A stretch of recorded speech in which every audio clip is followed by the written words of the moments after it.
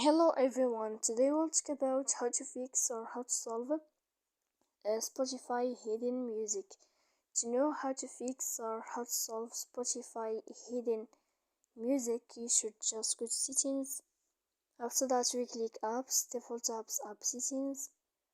When you'll find this list, you will enter to the window of Spotify.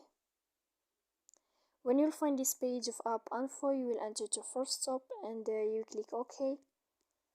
Here we go to click on storage. After that, we click clear cache, and in the end you can turn off your Wi-Fi.